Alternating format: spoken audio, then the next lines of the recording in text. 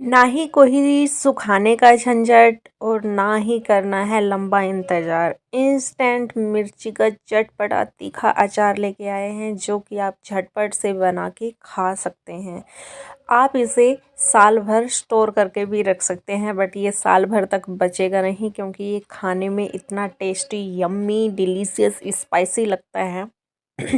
आप इसे खाने के साथ साइड में रख के खाइए। केवल पूरी पराठा, चपाती, किसी के भी साथ आप इसे ऐसे भी खा सकते हैं। तो चलो ज़्यादा बातें ना करते हुए अपनी वीडियो शुरू करते हैं। Let's start.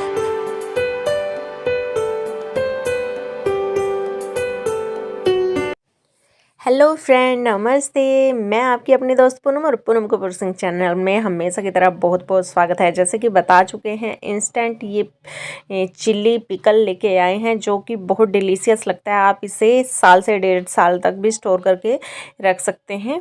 इसके लिए चाहिए होंगी हमें हरी फ्रेश मिर्ची जिसकी डंठल हमने निकाल दी है, और इसको अच्छे से धो लेंगे। धो के अच्छी तरह से इसे इसका सारा जो गंदगी है वो निकाल के अब हम इसे कपड़े से ड्राई रोस्ट कर लेंगे। 1 से 2 मिनट में ये काम हमारा हो जाता है। कपड़े से हमने इसको ड्राई कर लिया है। 5 मिनट के लिए केवल फ़ैन के नीचे, या फिर हम इसे धूप में रख देंगे ताकि इसका जो मॉइस्चर है वो टोटली ख़त्म हो जाए।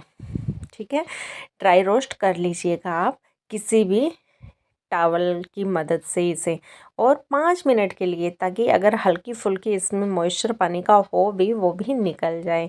अब बारी आती है नेक्स्ट प्रोसेस की। अब चलना है हमें कुछ इसमें फ्लेवर देंगे हम लहसुन का और अदरक का। इनको भी हमने पील ऑफ कर लिया है। आप चॉपर भी ले सकते हैं या फिर मिक्सर जार भी ले सकते हैं, जो भी आपके पास है या जिसमें भी आपको इजी लगे। बिना पानी डाले हमने इसे दरदरा सा ऐसे चॉप कर लेना है। इस तरह से अदरक, मिर्ची, लहसुन सभी को हम इसी तरह से कर लेंगे और इसको एक बाउल में निकालते जाएंगे।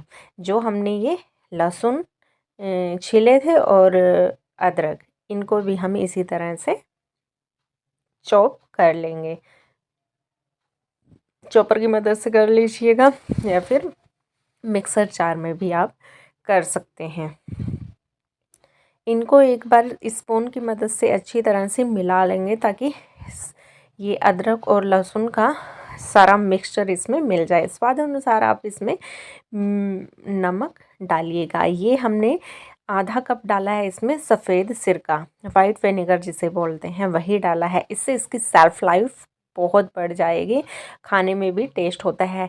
स्टेप बाय स्टेप हम सारी चीज़ बता रहे हैं, बिना स्किप करते हुए देखिए और इसी मेथड से आप बनाइए। आपका अचार बिल्कुल भी ख़राब नहीं होगा। अब बारी आती है इसमें मसालों की। ड्राई रोस्ट कर लेंगे क्योंकि ठंडी का मौसम है, थोड़ा मॉइस्चर आ ही जाता है। 2 चम्मच हमने लिया है यहाँ पे साबुत खड़ा धनिया। जीरा लिया है, आप देख सकते हैं नॉर्मल स्पून है। सौंफ लिया है 2 चम्मच, 1 चम्मच जीरा लिया है, 1 चम्मच मेथी ली है, काली और पीली सरसों ली है 1-1 चम्मच।